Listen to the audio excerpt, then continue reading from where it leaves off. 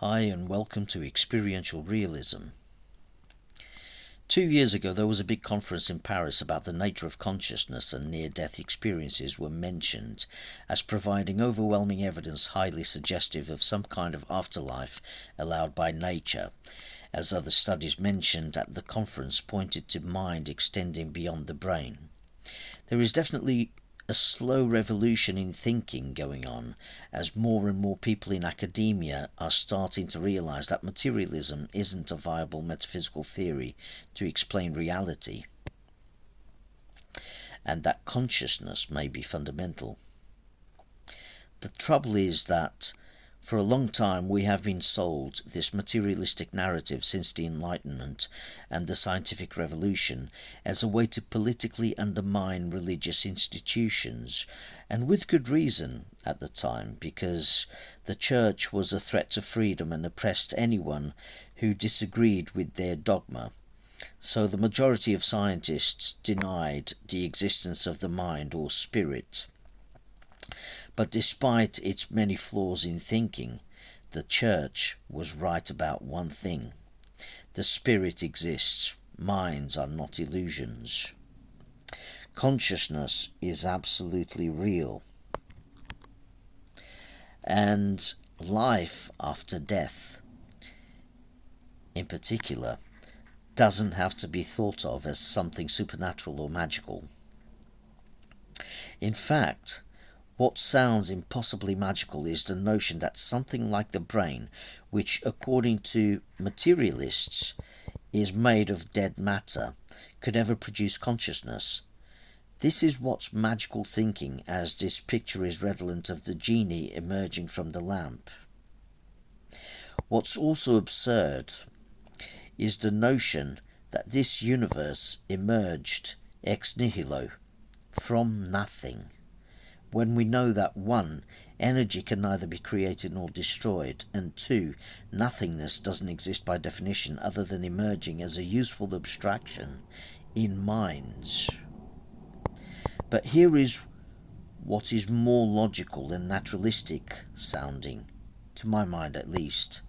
The ontological primitive is not nothing, as nothing doesn't exist by definition. Therefore, the bedrock of reality has to be something irreducible but not nothing. Well, there is a good candidate for that, and it is consciousness. Consciousness is a first-person ontology, hence the reason why it cannot be confirmed to exist as a second or third-person object. Consciousness is primary to reality. In fact, it is the reality. It's the bedrock. It's a dimensionless something, not nothing, which can produce the illusion of multidimensionality. So the universe is akin to a shared dream, and we, as localized conscious agents, also have the same creative principle as nature itself. Hence why we can also dream and imagine. We have the creative spark of an infinite mind at large. NDEs really are evidence that we are the eternal witness, and the journey is ongoing. Consciousness is eternal. It is what we are. And for this reason, there is no real death. Consciousness transcends space and time, because these two facets exist within it. Nothing can be said to exist without consciousness, so an afterlife is logical by default. So it shouldn't be surprising that there is no real separation between us and our deceased loved ones, and a feeling of bliss ensues when human egoic barriers fall away as we approach death to realize we were always much more than the temporary identity and role we played on earth. It may sound fantastic and too good to be true to someone who has fallen for the doctrine of materialism, hook, line and sinker. But the spiritual view of reality is actually more natural and logical. Reality is a living energy field where conscious agents experience conceptual worlds and phenomenological representations. Consciousness has infinite potential and is the living, animating spirit for this reality dance, a reality suffused with meaning and morality and ideals. So it's no wonder that the whole thing, the pleroma of being, begins to take it begins to take on a religious dimension in our blinkered anthropic minds. It sounds magical, but it actually couldn't be any other way.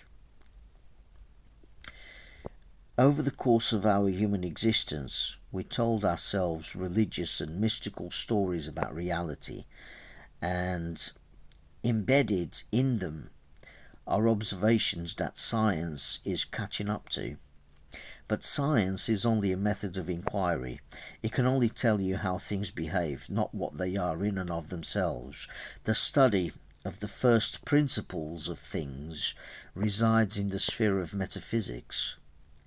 The religious narratives by storytelling shaved apes, such as ourselves, are not necessarily entirely made up as the nihilist would have you believe, and in fact many of them betray deeper psychological realities.